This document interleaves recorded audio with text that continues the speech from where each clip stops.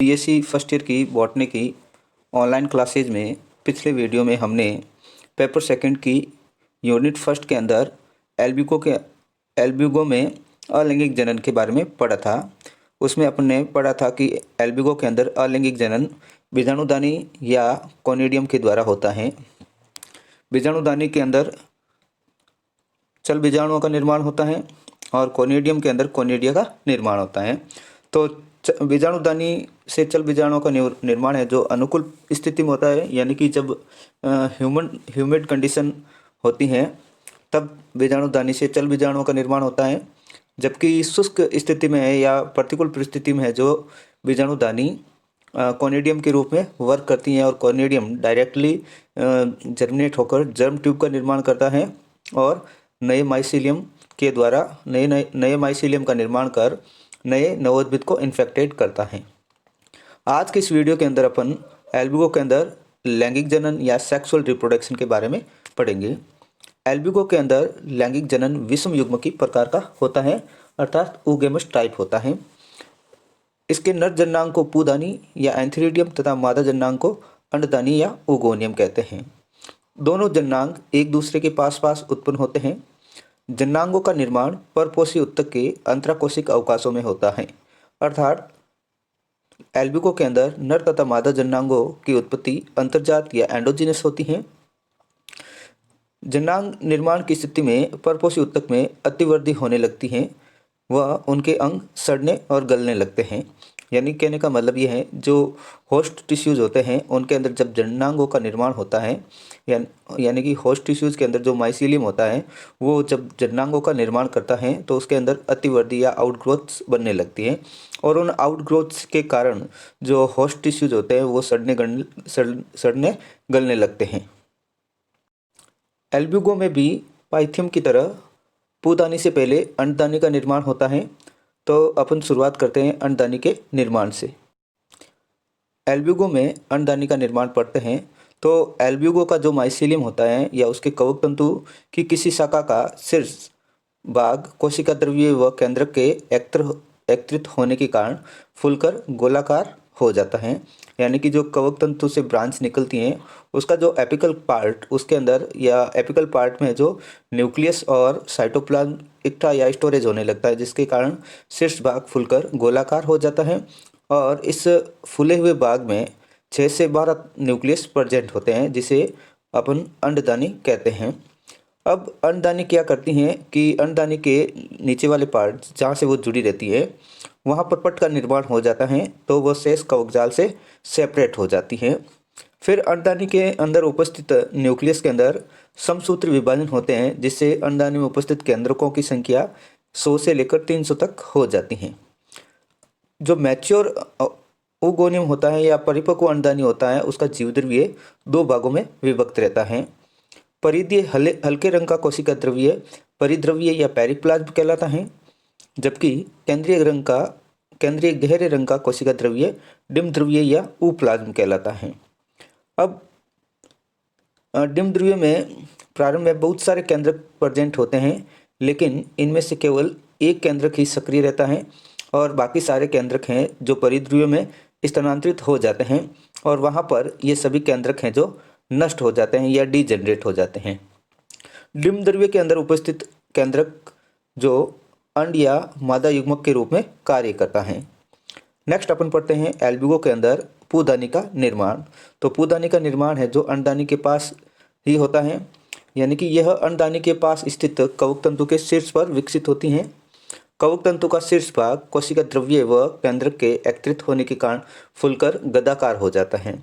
यानी कि जिस तरह से अंडदानी का निर्माण होता है ठीक इसी प्रकार पूदानी का भी निर्माण होता है। जो पूदानी के पास वाला जो कवक तंतु होता है उसका भी शीर्ष भाग फूलकर गदाकार हो जाता है, क्योंकि इसके अंदर कोशिका द्रव्य और न्यूक्लियस का स्टोरेज होता है।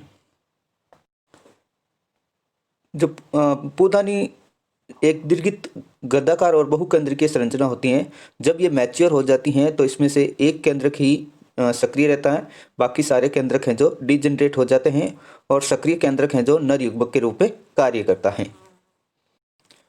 आपके सामने स्क्रीन पर दिए गए डायग्राम ए, बी और सी जो पूदानी व अंडदानी के डेवलपमेंट को शो करते हैं। तो डायग्राम ए के अंदर जो कवक तंतु की एक शाखा है उसका शीर्ष भाग फूलकर फीमेल ब्रांच यानी कि जो फीमेल ब्रांच है उसका शीर्ष भाग फूलकर उगोनियम बनाता है और मेल ब्रांच का शीर्ष भाग फूलकर एंथीरिडियम बनाता है। बी पार्ट में जो यंग उगोनियम और यंग एंथीरिडियम की स्ट्रक्चर दे रखी हैं और जो सी पार्ट है, सी पार्ट के अंदर एंथीरिडियम और उगोनियम दोनों के अंदर सेप्टा का फॉर्मेशन होने के कारण ये दोनों शेष कवकजाल से सेपरेट हो जाते हैं या अलग हो जाते हैं।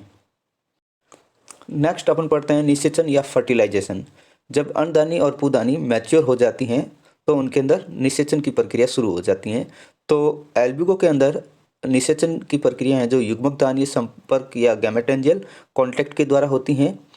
पूदानी से नर युग्मक है जो निषेचन नलिका के द्वारा अंडदानी के अंदर प्रवेश करता है।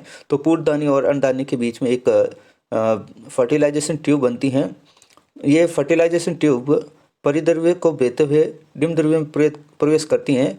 उससे ठीक पहले ही जो डिम्ब द्रव्य का कणिका में कोशिका द्रव्य एक पिंड का निर्माण करता है जिसे सिनोसेंट्रम कहते हैं और जो अंड केंद्रक होता है वो सिनोसेंट्रम से जुड़ा रहता है।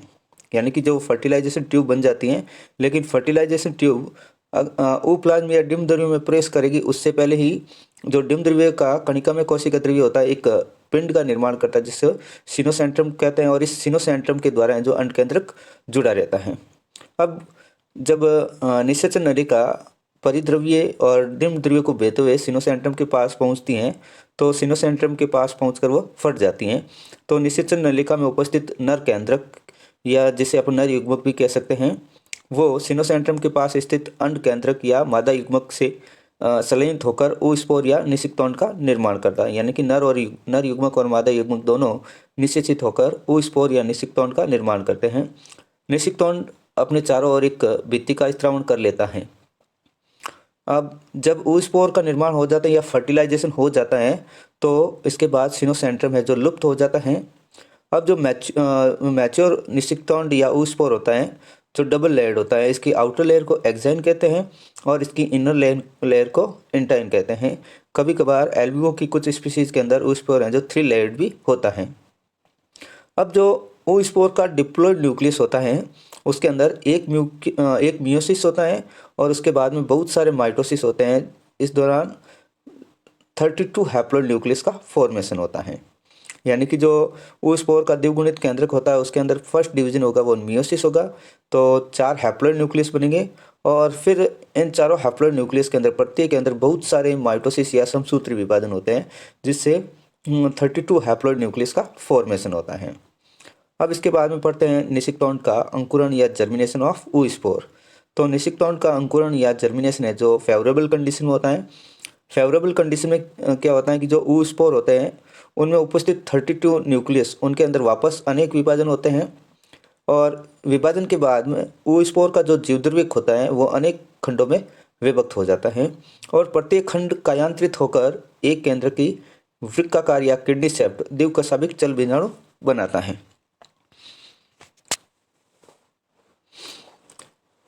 फिर चल बीजाणु निर्माण होने के बाद में ये चल बीजाणु ओस्पोर के अंदर ही रहते हैं और उस ओस्पोर उसके बाद में क्या करता है, जल का अवशोषण करता है। तो जल अवशोषण के कारण ओस्पोर की बाहरी भित्ति या बाह्य भित्ति है जिसको एक्साइन भी कहते हैं वो फट जाती हैं और अंतर भित्ति या एंटाइन है जो एक पुट्टिका के रूप में बाहर निकलती हैं और सभी चल बीजाणु है जो पुट्टिका के अंदर आ जाते हैं और फिर पुट्टिका है जो फट जाती हैं तो पुट्टिका से जो स्पोर हैं जो रिलीज हो जाते हैं। इसके बाद में जूस्पोर क्या करता है अपने चारों ओर वॉल का फॉर्मेशन कर लेता है और इसकी फ्लेजिला है जो लॉस्ट हो जाती है या गायब हो जाती हैं। फिर जूस्पोर जर्मिनेट होकर जर्म ट्यूब का फॉर्मेशन करता है और ये जर्म ट्यूब होस्ट सेल के अंदर स्टोमेटा के थ्रू एंटर करके होस्ट सेल में इंटरसेलुलर माइसीलियम या अंतराकोशिक कवक जाल का निर्माण करता है। डायग्राम डी और ई एल्ब्यूगो के अंदर निषेचन की प्रोसेस को शो करता है। डी डायग्राम है जो इसके अंदर जो पूदानी होती है, पूदानी से जनन नलिका या निषेचन नलिका का निर्माण दर्शाया गया है। फिर ये ई डायग्राम में जो निषेचन नलिका है वो परिद्रव्य को बेहते हुए डिम्ब द्रव्य के अंदर पहुंचती है और डिम्ब द्रव्य में उपस्थित न्यूक्लियस के साथ यानी कि अंड न्यूक्लियस या अंड केंद्र के साथ नर केंद्र का संयुग्मन होता है जिससे निषिक्तोंड या ऊस्पोर का निर्माण होता है। एफ जो डायग्राम है वो ऊस्पोर का डायग्राम है और इसके मतलब ये जो ऊस्पोर होता है या निषिक्तोंड होता है वो डबल लेयर्ड होता है। आउटर लेयर है जो एक्साइन है और इनर लेयर है जो इंटाइन है। अब इस ऊस्पोर के अंदर आधे मेल न्यूक्लियस होते हैं और आधे फीमेल न्यूक्लियस होते हैं। तो जो ऊस्पोर का डिप्लॉइड न्यूक्लियस होता है उसके अंदर फर्स्ट डिवीजन मियोसिस होता है, उसके बाद में बहुत सारे माइटोसिस डिवीजन होते हैं। तो इस ऊस्पोर के अंदर लगभग 32 न्यूक्लियस होते हैं। फिर जब इनका जर्मिनेशन होता है तो 32 न्यूक्लियस प्रत्येक के अंदर और डिवीजन होते हैं, तो और बहुत सारे न्यूक्लियस का फॉर्मेशन होता है। जो ऊस्पोर का जीवद्रव्यक होता है वो अनेक छोटे छोटे खंडों में डिवाइड हो जाता है और प्रत्येक खंड क्या करता है, कायांतरित होकर एक द्विकशाभिक चल बीजाणु का निर्माण करता है। अब जो ऊस्पोर होते हैं जिसके अंदर चल बीजाणु बन जाते हैं, तो ऊस्पोर क्या करता है, वाटर का एब्जॉर्प्शन करता है। तो ऊस्पोर की जो वॉल आउटर वॉल होती है जिसको एक्साइन कहते हैं वो फट जाती हैं और अंतर्भित्ति या इंटाइन है जो एक पुट्टिका के रूप में या वेसिकल्स के रूप में बाहर निकलती हैं। जी डायग्राम के अंदर आपके सामने दे रखा है जो निषिक्तोंड है वो उसकी आउटर लेयर है जो एक्साइन है जो फट गई है और जो इंटाइन है जो वेसिकल्स के रूप में बाहर निकल रही है और जिसके अंदर बहुत सारे जूस्पोर प्रेजेंट हैं। अब जब ये वेसिकल फट जाती हैं तो जूस्पोर रिलीज हो जाते हैं। एच डायग्राम है जो किडनी सेप्ट बाइफ्लेजिलेट यूनिन्यूक्लियर जूस्पोर को शो कर रहा है। इसके अंदर 2 फ्लेजिलाएँ दे रखी हैं। अब जब जूस्पोर का जर्मिनेशन होगा तो उससे पहले जूस्पोर से जो फ्लेजिला होती हैं वो नष्ट हो जाती हैं और फिर जूस्पोर क्या करता है, जर्मिनेट होकर जर्म ट्यूब का फॉर्मेशन करता है।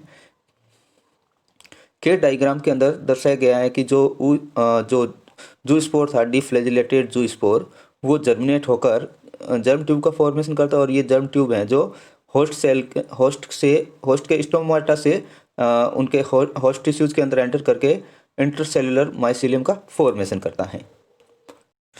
नेक्स्ट अपन पढ़ते हैं एल्ब्यूगो की लाइफ साइकिल। तो एल्ब्यूगो की लाइफ साइकिल के अंदर जो हैप्लॉइड स्टेज जो दीर्घजीवी होती हैं जबकि डिप्लॉइड स्टेज हैं जो सिर्फ ऊस्पोर के दौरान ही पाई जाती हैं। तो एल्ब्यूगो के अंदर एसेक्सुअल रिप्रोडक्शन का साइकिल देखें तो इसके अंदर कोनिडिया स्पोरेंजिया बनते हैं जो जूस्पोरेंजियम की तरह फंक्शन करते हैं और इनके अंदर जूस्पोर का निर्माण होता है और ये जूस्पोर जर्मिनेट होकर वापस हैप्लॉइड माइसीलियम का फॉर्मेशन